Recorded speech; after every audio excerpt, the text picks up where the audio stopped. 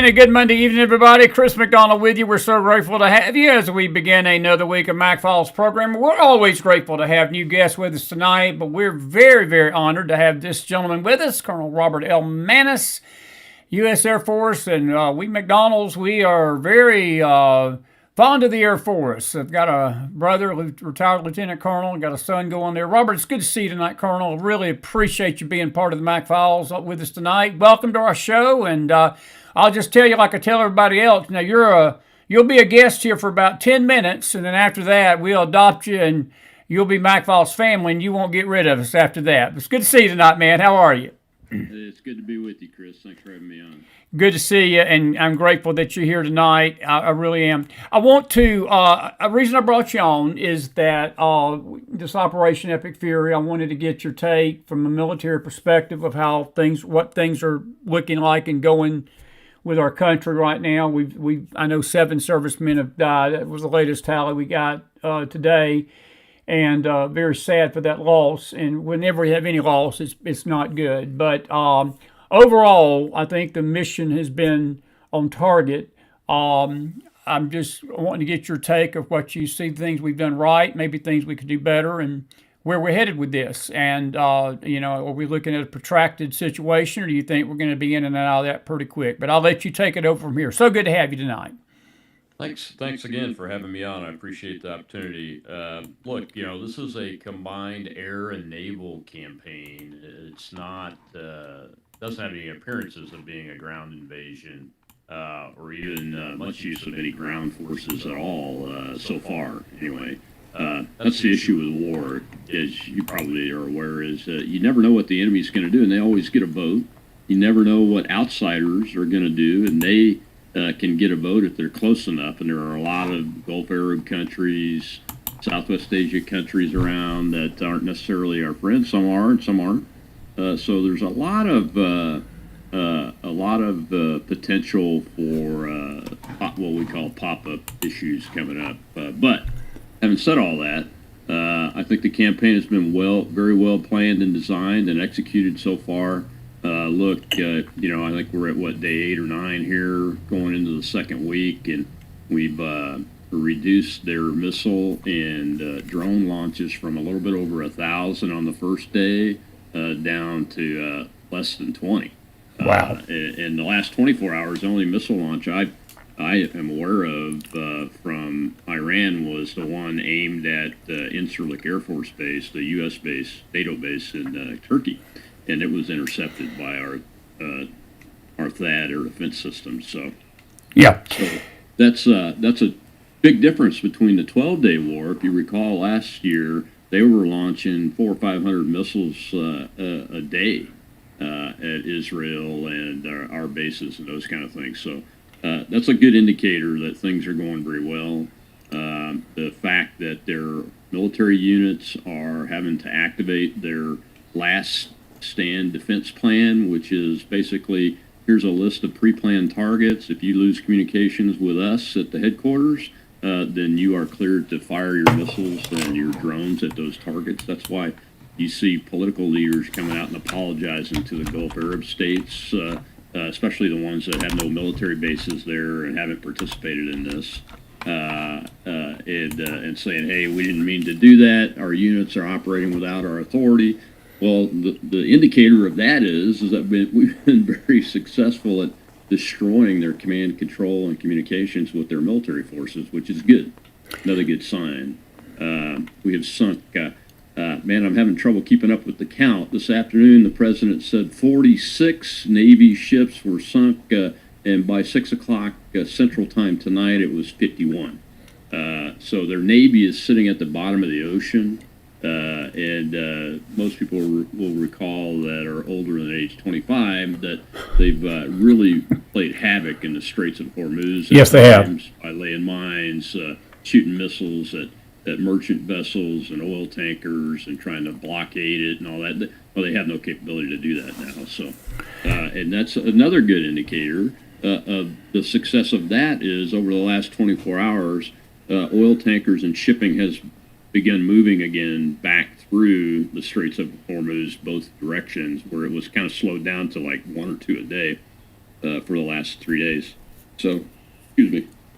Those are all really good indicators that the operation is going very, very well.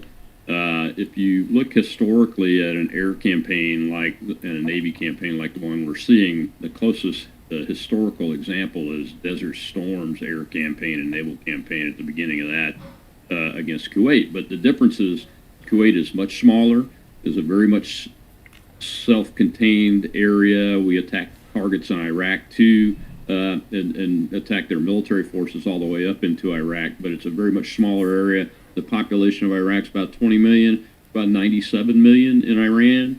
The land mass is much more vast than Kuwait is, obviously. So we're not seeing any indication of even any preparations for anything like a ground invasion, which would take somewhere between 600,000 and a million soldiers, just soldiers carrying rifles, to invade and occupy that space and get it under control. But I don't think that's the goal. As a matter of fact, I know it's not the goal. The goal is to use the air and naval campaign to bring these folks to their knees and get them to capitulate.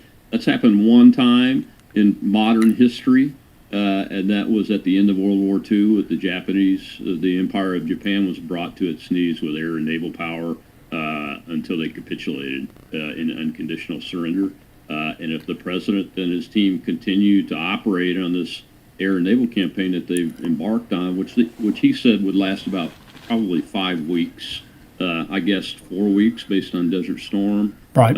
He said 5 weeks from the outset, but I don't. But he keeps saying I don't have a timeline on it. Just so you know, we're going to keep going until we've destroyed and disabled all of their capability. So that they can never threaten us or anybody else again. Yeah. What would be a variable, and this is a two-pronged question, what would happen in this campaign, Colonel, if something happened, what would that X factor be that would change that dynamic, in your opinion? And in relation to that, have you been shocked as a military person that the other Arab states, even though the geopolitical situation in the Middle East is it's above our both pay grades. If we can never figure out the Arab world, we could be millionaires and not have to do podcasts for a living. But have you been shocked that the Arab community, like the Saudis, I know the sects of Islam, they're not a fan of Iran, but it's the old adage, the enemy of my enemy is my friend. And have you been shocked that Iran has not had more help, even from Russia or China, in this? Because she has stood by herself. Nobody, including Turkey to her north, that is no fan of Israel, has bothered to jump in and join this fight. But would that be a variable that would change the dynamics of what you just described? Well, let's take the Arab states, including Turkey, for the first part of this. And look, the Iranians made a huge mistake by developing this defensive system that they have, where their units, when they lose contact in combat with the mullahs, the headquarters for the mullahs, they're supposed to hit these pre-planned targets. Well, they essentially did what's called a mad minute in infantry terms, where all the infantrymen on a line just start shooting everywhere, and they don't even aim; they just shoot for a minute out towards the enemy. They essentially did that in one big circle. And attack countries that weren't involved, attack countries that only had bases there, their forces weren't involved. And now you have countries like Dubai, Qatar, that are actually conducting combat operations against the Iranians. Wow. Because of that. So that was a major misstep, and one of those variables that could have had a negative impact on our operations, as if it brought one of those countries into the war on their side. The Turks were worrisome for a little bit, but they're NATO partners, so that kind of keeps them constrained. And then today, when they fired that missile at the U.S. base inside of Turkey, the Turkish President Erdogan came on the air and told them they had made a huge mistake and that they will pay for this attack on Turkish soil. So that's another one of those variables. The Chinese or the Russians could try to come in, but the Russians are way preoccupied with the Ukraine-Russia war. I mean, they're winning that war, but not by much. So their assets are primarily focused on that. their reach is nowhere near what it was under the USSR. They lost their warm water port in Syria when the Syrian government, Assad government, fell, and haven't. They've been trying to negotiate access back to that, but as far as I know, they don't have regular access to it. So they would have to bring forces in through a port like that in order to make that kind of insertion into this operation. But then they'd have to get across Syria, and Turkey. In Iraq, which we have control over from an airspace perspective, and really from a ground perspective too, when you count the Israeli forces that are allied with us, and the Jordanians too, are allied with us. So I don't see the Russians doing that. As a matter of fact, the word is out today that the president and Scott Bessent, the Treasury Secretary, have lifted sanctions on Russian oil. A little bit, so they could sell oil into the market and prevent the oil prices from going through the roof. Help prevent that, and the Russians have taken them up on it, from what I understand. There's a little bit of kerfuffle going on because we know they're providing the Iranians with intelligence information that they've used to target places like our fixed targets in Saudi Arabia. The CIA office there, I think, is what's reported to have been attacked, and then the Tactical Operations Center at the port in Kuwait, they killed the 6 soldiers, unfortunately, in one fell swoop. But, the Russians also know that we've been feeding the Ukrainians intel, and they're routinely firing cruise missiles into Russia proper and targeting Moscow and those kind of things. So they're the type of people that, if you're going to do something to me, when I get the opportunity, I'm going to do something to you. But I don't think there's any appetite to escalate up into a war against us. I think they're looking for a way out of Ukraine. Right. And President Trump's probably working that in the background with this sanction. And then you have the Chinese. Look, the Chinese have taken some hits between the Venezuela operation and this operation. They had sold their air defense radar and missile system as the end-all, be-all, could go after stealth aircraft and all that. And we've eliminated them in both cases without a shot being fired. Totally eliminated. We totally control the airspace over Iran, and that's a huge country. Huge country. It's twice as big as Iraq and Afghanistan put together. So we can do whatever we want. And another indicator, I'm a big believer in indicators because I don't have access to classified, is that we're reporting that B-1 bombers and B-52 bombers are now flying against the missile manufacturing and storage targets that are deep inside of Iran to keep them as far away from Western military forces as possible. Well, we're sending those types of bombers in, and they're not stealthy at all, for the most part, and we wouldn't risk them if we didn't have total control over the airspace. So that's another indicator. But the Chinese, and for that reason, I think the Chinese are on their heels right now, looking at what's happening to their military gear. And how effective we are on it. I think they've been surprised now twice, and realize that the United States and Israel are head and shoulders and way beyond anything anybody else has from a military technology perspective. So, the only other surprise is if the Iranians somehow set off a nuclear weapon in one of the surrounding areas. Do you believe that they've got a nuke? That I know that we've been told this for going back to the time the hair wasn't even white, that Iran was getting ready to get a nuke, and it's almost like a cry wolf thing, because that's the argument on the other side of this. And look, I'm fully behind President Trump and what he's doing, but that's the $1 million question, isn't it? Is, do they have a nuke? I got to ask that question the other night, but one of our audience members, are we 100% sure that what we did in the summer of last year got the material? And Wyckoff basically told Sean Hannity this weekend, or the weekend when all this started, he said that the Iranian diplomat mocked us in person. He basically said we got enough material to build almost 11 nuke bombs. And we've sort of been told that all of that was neutralized. But are you what's the word I'm looking for? How confident are you that they don't have the ability to do that? Because that would be a game changer. I mean, that would be a world changer, my friend. I was at the moment in time when the North Koreans were in breakout mode, and at the time that the United States was not acknowledging that they had nuclear warheads, I was working in the Pentagon in a place called Nuclear Operations, and I will tell you that at along this same timeline, a similar timeline, I would say that at this same point, the North Koreans had 7 warheads. They weren't mated to weapon systems yet, but they had 7 warheads that they had built to test. And my estimate 2 years ago was that these guys probably had somewhere between 5 and 7 warheads, because it was about a very similar timeline. And Right. they've been working with the North Koreans, so That's true. they have more than that. Let's talk about the strikes in June of last year. Look, the president has. He doesn't just throw words at the wall. I know people think he does, but he used the word obliterated. Yes, he did. The targets that we struck were obliterated. Now, here's the question that needs to be answered that's never been answered is, where is the existing enriched uranium? They had 257 kilos of enriched uranium that was near weapons grade, if not weapons grade, at the time of that strike. There has been no evidence whatsoever that any radioactive material had been leaked into the atmosphere. And believe me, even a deeply underground target has air shafts and those kind of things, and it's going to fissure the ground even if you drop the big, massive ordnance penetrators in it, and material will come out and get into the atmosphere. There's no evidence any material is out. So I've said all along that my concern was that we didn't really know if the material was in those facilities or not.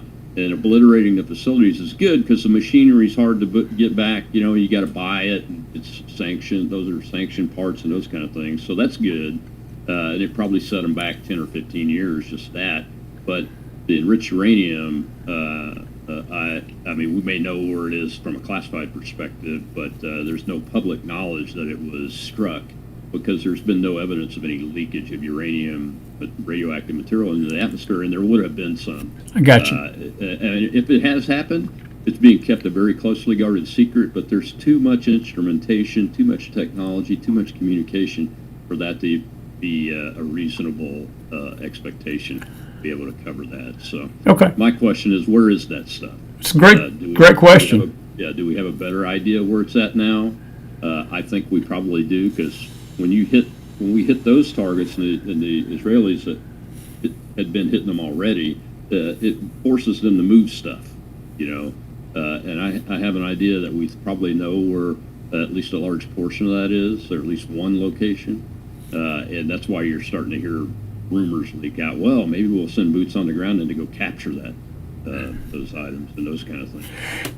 But if they do have warheads, you know, I think their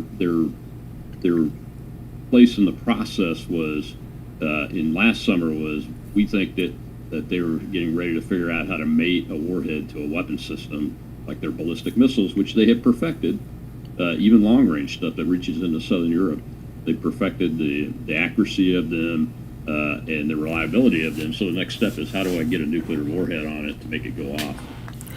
And that's what I think was happening then, is that they were close to starting that process. But that's just me. That's my opinion based on things that I've seen over time. I think it's wise opinion. Most people take them at their word that Woodcock was told that they have enough material for 11 warheads. Yeah. I don't take the Iranians or any Islamists at their word. That's interesting. Let me ask you this. In the event that all this goes as planned, and you and I both know that this is the thing about military intervention and military conflicts and military operations, no matter how much you plan, we've been blessed that this has gone as good as it has. And thank God we've only had 7, and I'm not grateful for the 7, but it could have been worse. This could be much worse than we are sitting here 2 weeks in. But if everything goes as planned, how far back do we put them behind the 8 ball to ever being able to become this military power in the Middle East like they've become? Because other than Israel, Iran Iran was the big dog. They were the big dog in the Middle East, and they were hated by their own. I mean, the Sunni Shia branches of Islam. I know the religion enters into this, but Saudis were scared of Iran, and other Arab nations were scared of Iran. And I know that they may not be in love with Israel, but it's like, they considered Iran a greater threat to that stability of the Middle East. And let's face it, it's about the oil. And if you've got countries shooting each other and killing each other, it's not just the Americans that suffer for that. The whole world suffers, and the Saudis suffer for it. And they want to see this region at peace so they can make their billions and trillions on the oil dollar. But how far back does this put them, Colonel, if this goes as planned? Are we talking 20 years, 15 years, 10 years, or are we going to have to go back and do this again soon, or do you think that Trump's dedicated to making sure we ain't got to go back? Well, the goal of this is what they defined, our government has defined as unconditional surrender, and that's when the leadership of this government says, okay, Uncle, had enough, I'm going to cooperate. They don't have to, step down if they'll cooperate. We have struck a little bit over 3,000 targets. Just to give you an idea of where we're at, we're just over a week into this. At the beginning, there were approximately 20,000 known targets. Now, the tricky part with that is you create more targets as you go because you uncover things, they move things, and then you have to restrike some targets because you didn't have the desired effect on them. So we have a ways to go, in spite of, I know people are saying it's got to be over now and all that, but we have a ways to go. And things have not all gone as planned. That's why you see more forces being moved in. That's why you see a 3rd aircraft carrier battle group going in. That's because things have not gone as originally planned. I don't know what the hiccups are specifically, but those are the factors that give me that information. But they are going well. They are going well from our perspective. If our goal is to destroy their missile manufacturing, their missile launch, and their missile storage capability, and our goal is to destroy their Navy. Those are the 3 primary military goals that have been stated, and that is going very, very well. Do we have a ways to go? Yeah, we've got a ways to go. People should be patient and Americans shouldn't pressure the president to stop early, because stopping early gets us into situations where you have to answer the question, well, how far does this set them back?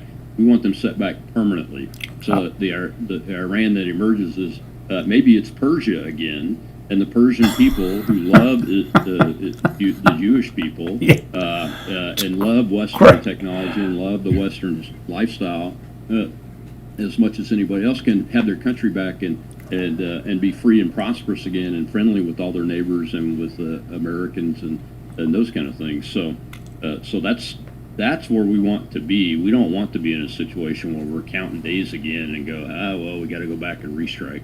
We want it to be like Venezuela is right now. They're cooperating with us, they're working with us, and have no plans to go back and restrike any of those guys because they're doing the right thing. Very interesting stuff. Have you been shocked that Iraq, this is sort of a question off the Iranian situation, this is just a question in general, they have been very, very quiet for nearly 15, 16, 17 years, and I've been telling people don't get snookered into the fact that Iraq is going away, because I believe that eventually they're going to rear their head again. I may be wrong, but speaking of opinion, but what's Colonel Robert Maness's opinion about Iraq? Where do they sit in all of this? Because they were used to be the mortal enemy of Iran and vice versa. And when the Israeli situation came in all the Lebanon and the Hezbollah and all this, Iraq is just a chameleon, and they can turn on Israel at a heartbeat, just like Turkey can. But Iraq's not part of NATO, and there's nothing holding them back from doing some pretty nasty things. And let's just face facts. The Iraqi war, Iraq allowed Iran to come into their country during that Iraqi war and do a lot of harm to American soldiers. I read a report one day here recently that we lost nearly 608 soldiers during the Iraqi war simply to Iranian assets. And what's your thoughts on Iraq? Because I've been sort of watching them out of the corner of my eye, to be frank with you, through these last 15 years, and it's shocking to me that they've not done more to raise their head back up. You got any theory on that? Well, it's wise to always keep an eye on them because they are filled with militias that many of which are Iranian supplied, trained, resourced. Matter of fact, they even have Hezbollah militias inside the Iraqi country. And one of the militias, I think it's called the PMF, the Popular Mobilization Force, has been attacking the Iraqi Kurds during this operation.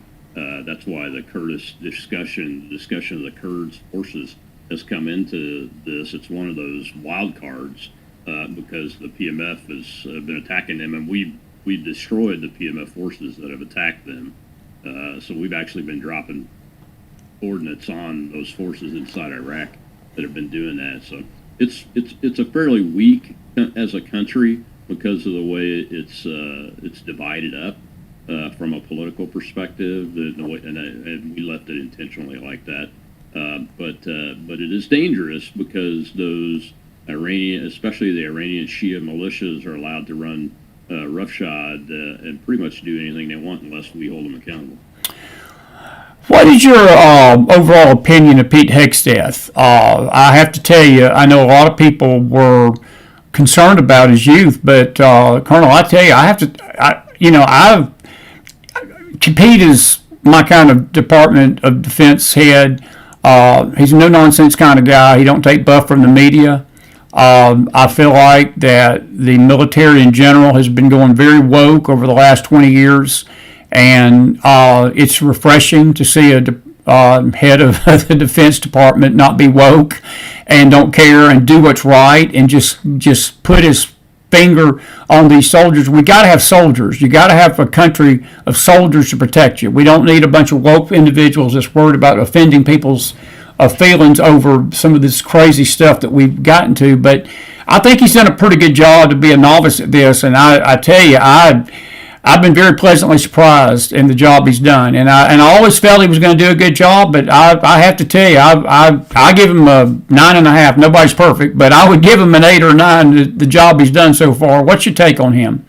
On the military operations side, I give him a 10. Yeah. I mean, you can't ask for anything better than what you're seeing for a success perspective operationally.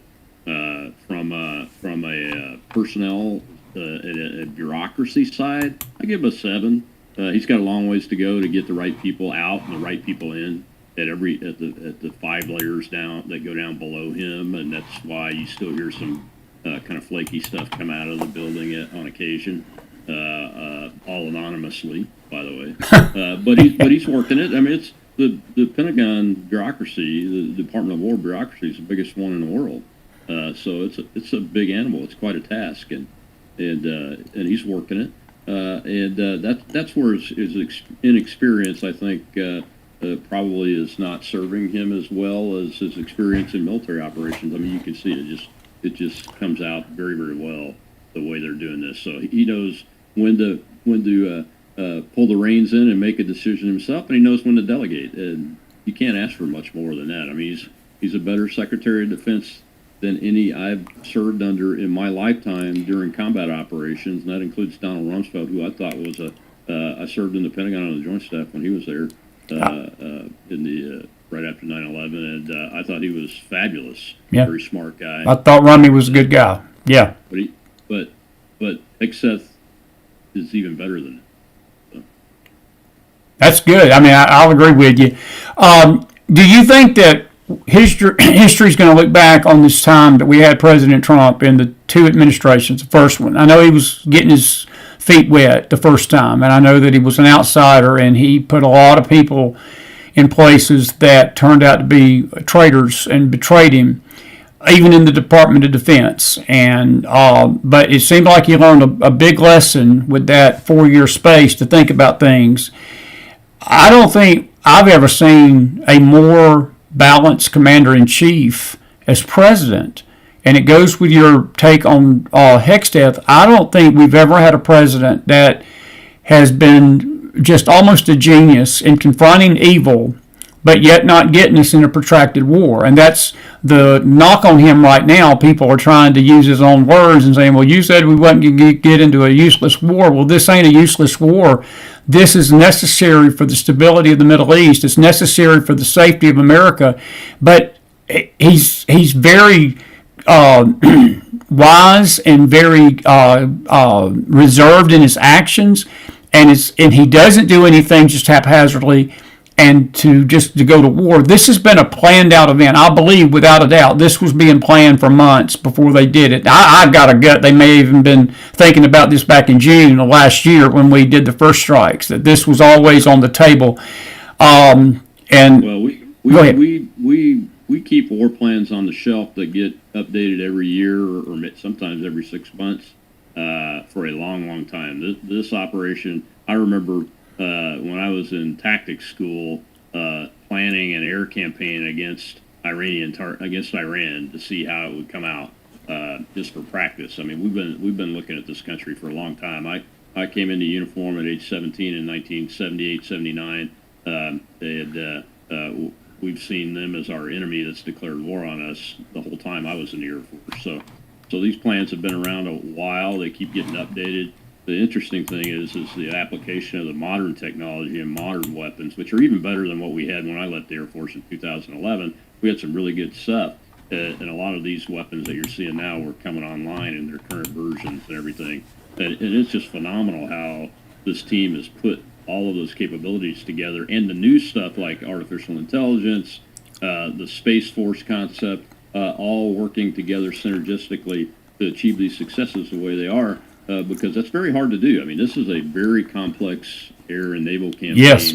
That that is going very successfully at this point, and I don't see anything that's capable of derailing it right now, especially like a major player like a China or Russia, because of the other things that are going on with them in the world.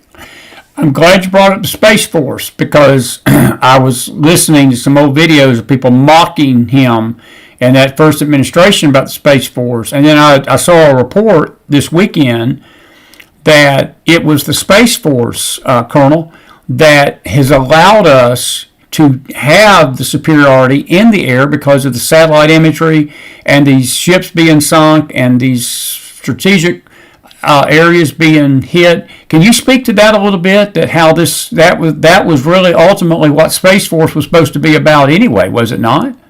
Yeah, I was advocating for a separate Space Force from within the Air Force long before Donald Trump hit the scene, and so were a lot of other people, simply for this reason. The reason the Air Force came about was because the Army Air Force budget became bigger than the Army Ground Force budget post-World War II, and it was subsuming the Army Ground Force budget. The same thing was happening with the Space Force budget, but a lot of it's classified, so people couldn't tell what it was. So I'm a very big advocate of splitting it off. I'd like to see it be a separate service department, to be honest with you, because it's such a big budget. Yeah. And they're still having those tensions inside the Department of the Air Force on it. But the other thing that it did was it took those authorities that were kind of split up and fractured among the different services and the Air Force itself, and it compiled them all into one force, so that you have centralized command but decentralized control, which is a concept of air forces that have been successful in combat all along. And Space Force has the same type of concept that works for that. Satellite imagery, but the ability to run the communication systems that are talking to our weapon systems and our crews and our ships all around the world, keeping those all up to speed, protecting them, defending our satellites, defending our bases. All of those things are now run by the Space Force, and they're an integral part of the success of this combat operation. Because if I'm flying in my B-1 and I'm hooked to the data link system, so I'm not having to speak on the radio, but it's feeding me information, that whole cloud is operated by a Space Force unit, and it's protected by them from a cyber perspective and from a kinetic perspective. And the data is also, the right data is ensured to get to my platform because of the men and women that are in Space Force. I think it was a very, very good move on Donald Trump's part. Absolutely. Folks, you're watching a very special Live Mac Files Monday night. We got our brand new guest with us, and a dear guest so far. He's been great so far tonight, Colonel Robert Maness. If you got a question for him, I'm going to keep him another 15 minutes or 10 minutes if he'll let us. And if you got any questions related to what we've been talking about, I want you to put them in the chat, and I'll ask him. Now, he cannot tell you if Amelia Earhart, they found her baby or not, or JFK's alive or stuff like that. He's got to keep it the military. He can't tell you where the secret hideouts of the all the nukes are in the country. I'm going to tell you that. But if you'll ask him a question about Iran and the Middle East, I'm sure he will more than oblige answering that for you. I do want to ask you, while we're waiting for a few questions here before we wrap this up, have you've been in the military? You just mentioned you've been in the military since the late 70s.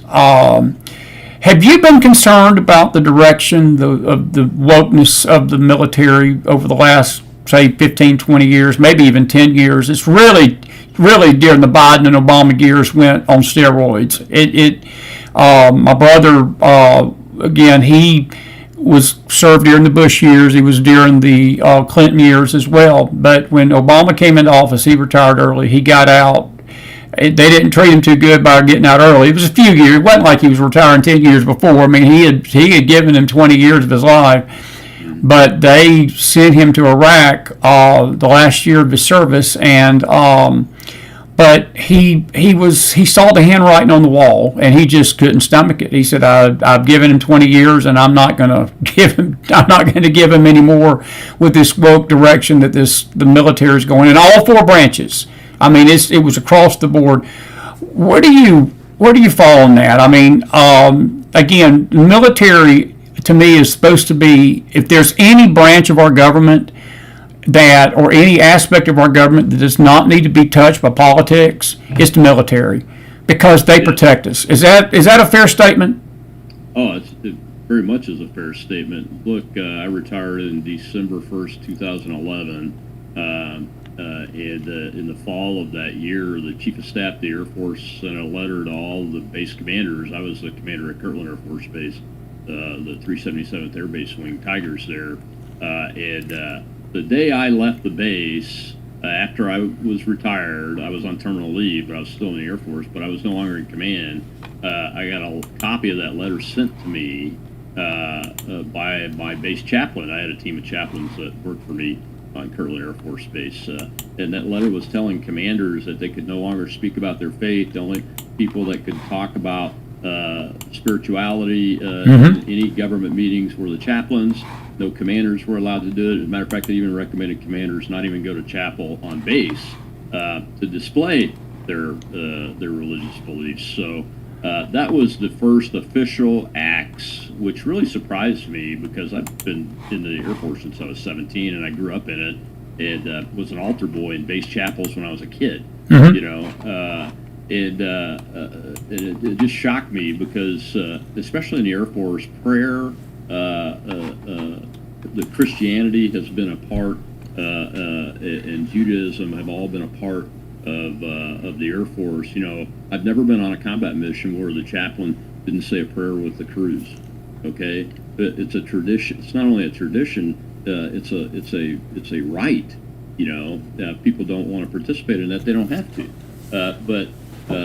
But to see that put in writing really shocked me. And from that point on, I started really paying more attention to that because I'd been hearing that generals were being removed, and it looked to me like it was just a natural retirement process and replaced. But in fact, what was happening was the generals that were being retired were being replaced with colonels and generals that eventually became the generals and admirals in the during the COVID period that crushed religious rights of thousands and thousands of American servicemen and women who asked for religious exemptions from that unlawful vaccine order. That's exactly right. Generals and admirals refused to acknowledge that vaccine order was unlawful, even though they were given ample evidence by the courts, by their own advisors.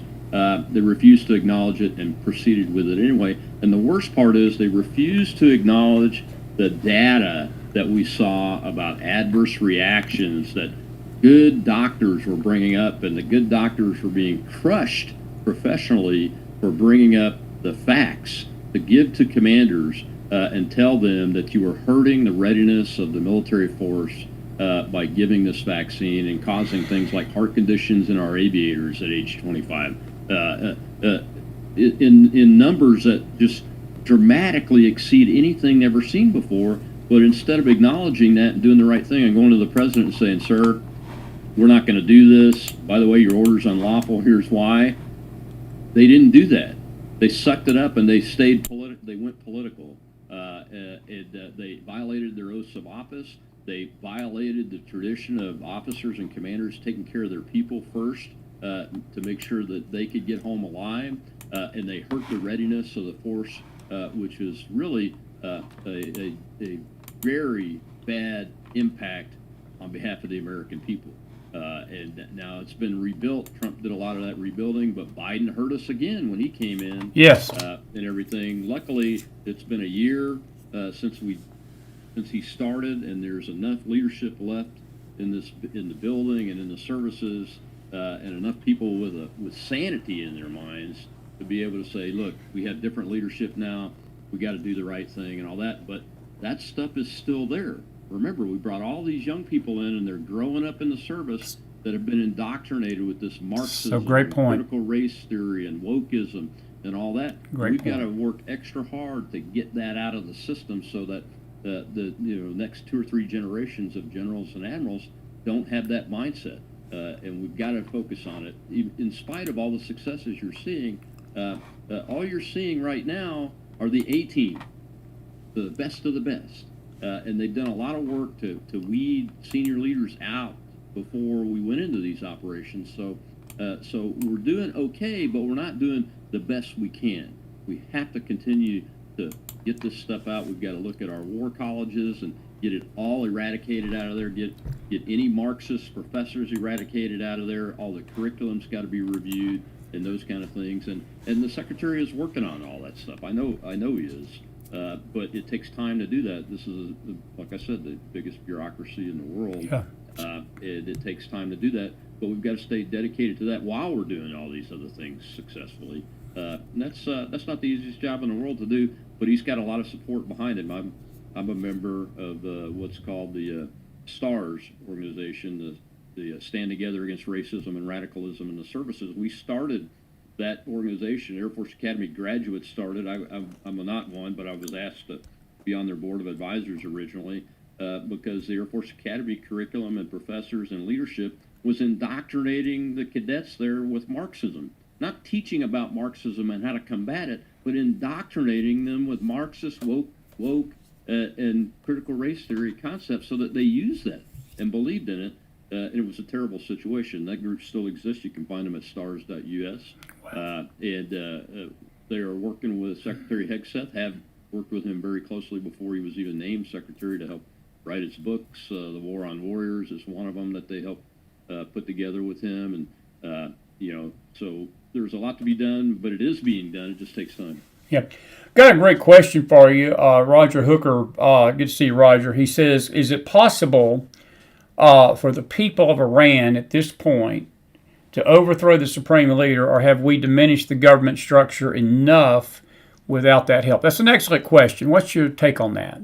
It is an excellent question, and the thing that makes it a tough for a ground invasion for a regular armed force like the United States and Israel combined along with the Gulf Arab states, like we did in Kuwait, what makes it tough there is the way they have created their military organization through the Iranian Republican Guard Corps and their Quds Force, their Special Operations Forces. They have decentralized it and given them this ability to operate independently. That's why I was talking about these last stand orders when the communications were cut off. These units were firing missiles and drones and rockets at all of these Gulf Arab states that weren't involved, and now they've gotten them involved. Well, that's that concept.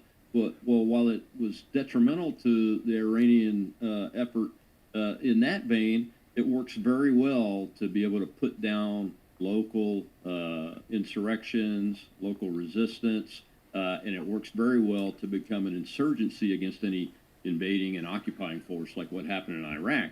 It's the same kind of concept, but it's been studied, built on, funded, and it appears to work very well. That's why we've killed, 40 or 50 of their leadership, but they're still shooting and operating and talking back and being arrogant and those kind of things. It's because they have this defense capability that they're falling back on, and they're very confident in.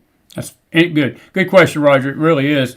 Have you ever seen a regime like this that we knew? You know, the Syrians. If you remember the first administration, we had to go into Syria briefly, not go in, but we struck Syria because they were gassing their own people. And do you think that the Iranians shooting on, like, I think, you know, the figures I've heard, it range from 36 to 46,000 of their own people have been killed. Even now, they're killing their own. Have you ever seen a genocidal regime like this in the Middle East that we can sort of compare history to? I can't remember.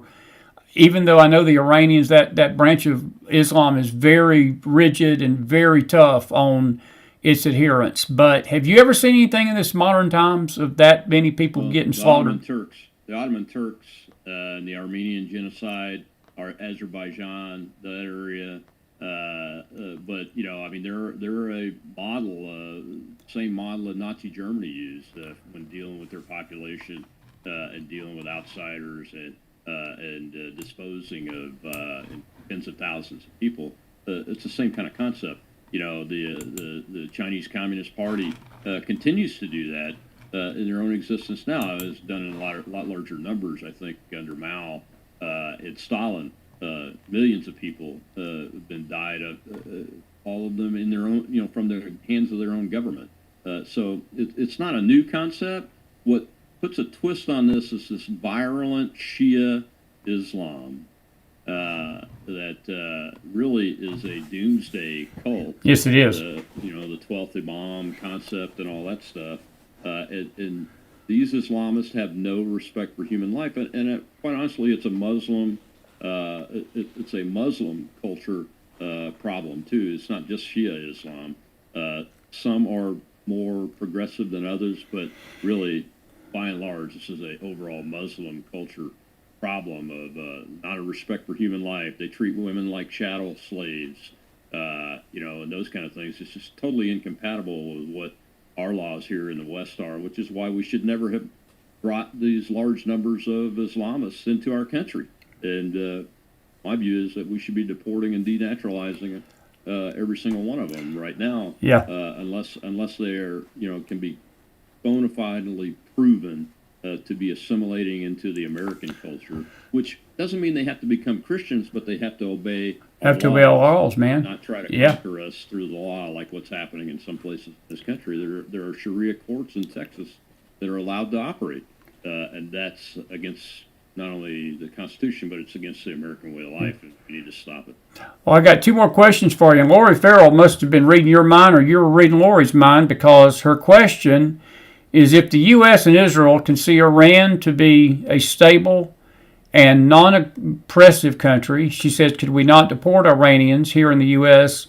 justifiably back to Iran? And that brings up the situation that's happened with the Iranian, I think the ladies' soccer team over in Australia. They're not wanting to leave to come back. They're afraid they're going to be killed. But it's sort of a tightrope, isn't it? Because right now it would be foolish to send any Iranian back because they'd probably be sent back to their death. But her question's legitimate. I think that sort of goes what you just said, that we need to look at this, these Muslims that are here that are not willing to assimilate into America. Because look, many of them, Colonel, listening to some of these imams talk on our own soil, to me, is treason. I mean, when you're calling for the overthrow of the United States government, it's just treason to me. Well, just look at the Islamist terrorist bombers from New York City. Thank you. They were both born here, but they were born of parents, one from Afghanistan refugees, the other, I think, from Turkey and everything. And they have not assimilated into the American way of life. Obviously, they should go after they're tried and convicted. And punished appropriately. They should be deported, and their families should be have to leave this country. You know, I have a big question about those two families right now. I mean, because they're living in $2.5 million houses in high-end neighborhoods in Pennsylvania. Where'd they get all the money if they're refugees? Come on, buddy. You know, and they're on subsistence. I'm that have to be answered, but it's not just Muslims. Look, 8 million Venezuelans fled the Maduro and Chavez governments. And we should encourage them to go back to Venezuela, get their property back,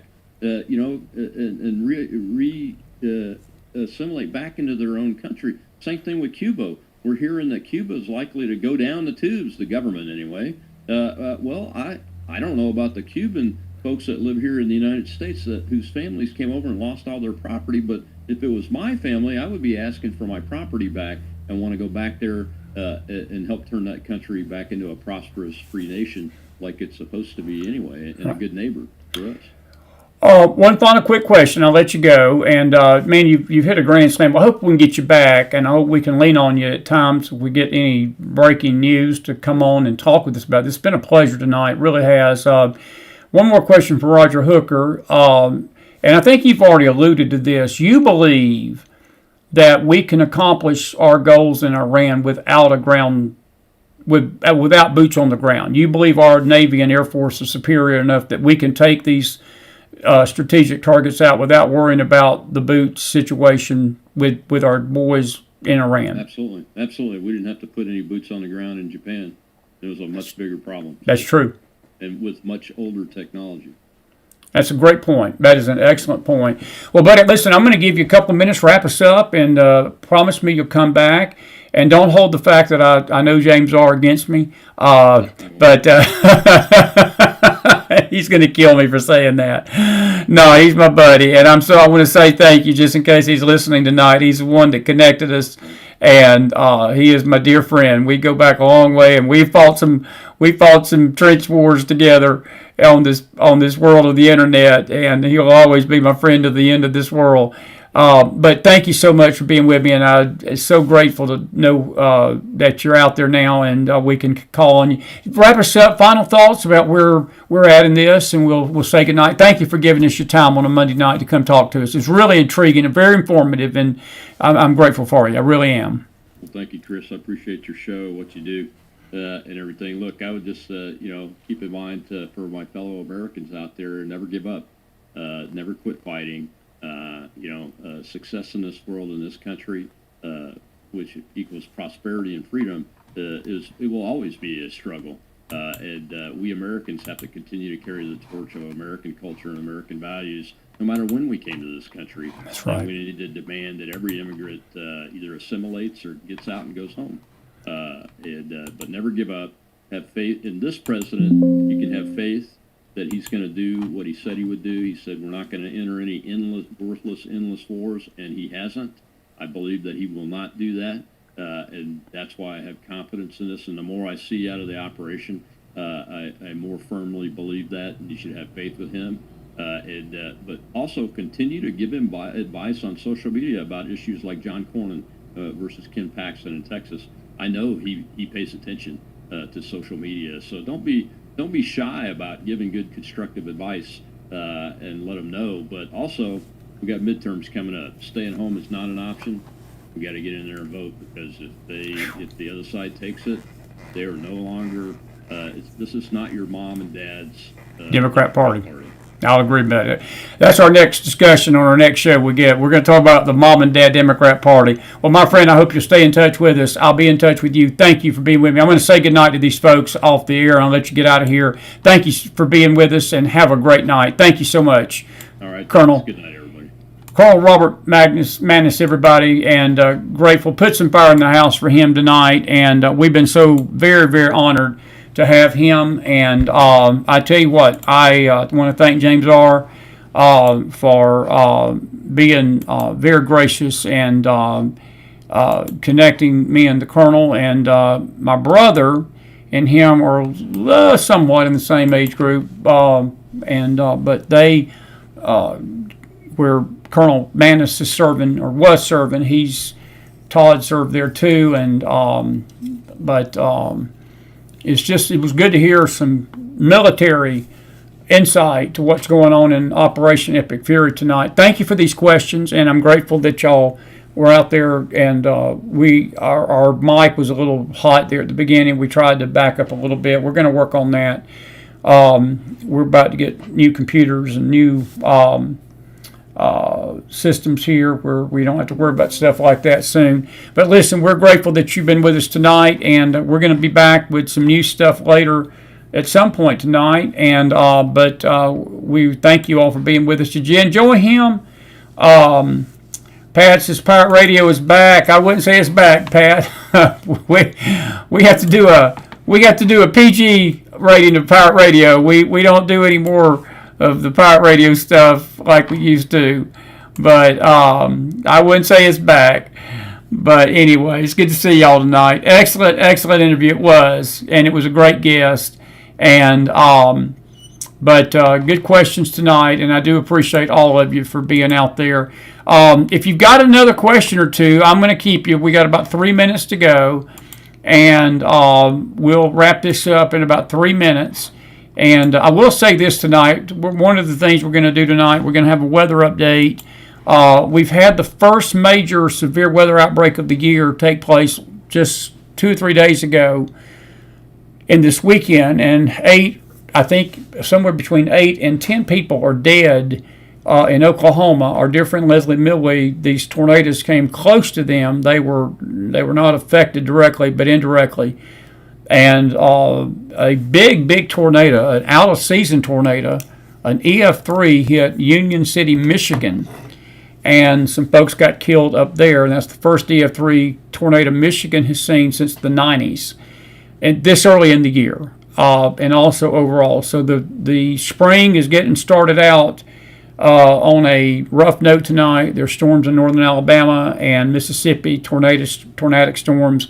We'll have a little weather update later tonight about all that, what's going on, and talk about the news as other headlines tonight. Get your take on Kristi Noem's firing again, and I was grateful to have Amy Miller. I will tell you, check our Telegram room out, the Mac Files. We're about to change the name of it, the Mac Files News and Faith Network. And then we've got a Patriot breaking news site that we try to put the headlines in as well. But please subscribe to those networks if you don't mind on Telegram, because that's where we are able to sort of communicate with you without coming on the show. We keep the headlines from the news headlines coming to you and all. And so please do that for us if you can. It's been a very, very, very good interview tonight, and I hope that you all enjoyed it. Susan says, I'm concerned about sleeper cells. The federal government just reported the sleeper cells are activated. Do you have insight? Susan, I don't, but I will tell you this. This thing in Nashville, and I didn't have a chance to talk to Robert about that tonight, but we're going to talk to Jason, because Jason works at one of the airlines, and it was a Nashville plane. I think it was bound for Atlanta. And there was a guy on there that was shouting Ali Akbar with a bomb, supposedly a bomb. I don't know if it was real or not. And the passengers had to hold their hands up, their heads down, and scary stuff. We ain't seen that kind of stuff in this country since the shoe bomber. And then you had this incident over the weekend with the ISIS-related bombing in New York City. I want to say that the CBS network is as despicable a network as you could ever have in the universe, and I hope Barry Weiss fires the CBS Evening News anchor that did this last night. She was reporting on the ISIS bomber in New York and had a Trump supporter, had a guy on there wearing a hat, had a Trump hat, mega hat, to give the impression that this was related to white nationalism. And let me just be a little McDonald for a second. It ain't the rednecks with the guns that are screaming Ali Akbar. You don't have to be a PhD to get the drift of who's shouting Ali Akbar. That's Muslims. And if I need to draw that in crayon for the CBS, NBC, ABC, the MS Now, the CNNs of this world, I will. Because these two attacks were not by redneck Southerners, and it was not by a bunch of redneck gun holders and Trump supporters wearing hats that love their country. No, these were people that hate this country and want to take this country down. You got people in mosque and lecture halls, college universities, telling our kids that this is a Muslim country. I got news for the Muslims tonight, and I say this with all due respect. I say this with all the love of Jesus in my heart, and I've expressed my concern to you about your faith and your soul more than once on this network. I'm speaking to you right now as an American citizen and a pastor. We love you. We have nothing against you. You want to serve Allah, you want to serve Buddha, or whatever faith you want to serve. You know, ultimately, this is a free country. But what it's not a free country for you to do is declare intifada against this country. If you can't assimilate, it's what Colonel Maness said tonight. You can't obey our laws. You call for the overthrow of our government. You call for jihad. You toss bombs on airplanes. You toss bombs in the streets of New York City. We're going to have Mike Simonelli on tomorrow night, our dear friend from New York. We're going to have a panel Thursday night, I think. We're working on it right now, trying to get James and Brad and maybe Eric together. And then Eric and Andy, our dear friend who was with us here a few weeks ago about the child trafficking, is going to be with us as well on a panel with Eric. I've heard your request about panels, so we're working on it. But I'm going to tell the Muslims something like this. You keep doing this stuff, you better be doggone glad that President Trump's got a lot of patience. Because I'd haul every one of you. I don't care where you're from.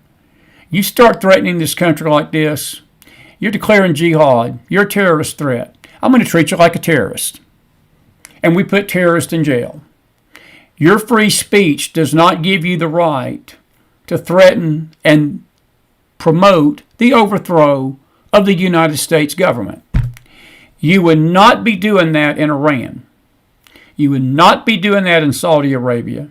You would not be doing that in Jordan. You would not be doing that in Qatar. You would not be doing that in Yemen. You wouldn't be doing that in any Muslim country, including Turkey. They would cut your head off. If I, as an American citizen, got up in a Turkish lecture hall and told Erdogan, your government is going down and we Americans are going to overthrow your government, Chris would no longer be seen again. You'd be watching the Mac Files on reruns. So, you're not going to do it here. And we, the American people, need, and I think, Laura, your question tonight was spot on. Every last one of them need to have their backsides deported. Period. We don't have to send them to Iran, but they need to get their butts deported. And that's just the way I feel about it. That has nothing to do with my love for the Muslim people and my love for their faith, in the sense that I pray for their soul. I pray they meet Jesus. I don't want to see them not make heaven their home. This is not being said with hate or anger. And I say it again, folks. There ain't a Christian out here, a true Christian that hates Muslims. We don't. They hate us. They hate us. And we get called every name in the freaking book for saying that. But it's the truth.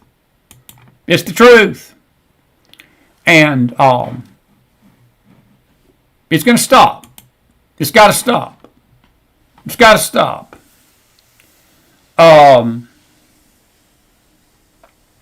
anyway, they need to be sent home, Elaine. Every last one of them. Every last one of them. I'll totally agree. All right. I'm done for tonight. I'm not done, but I'm done. At least for this show.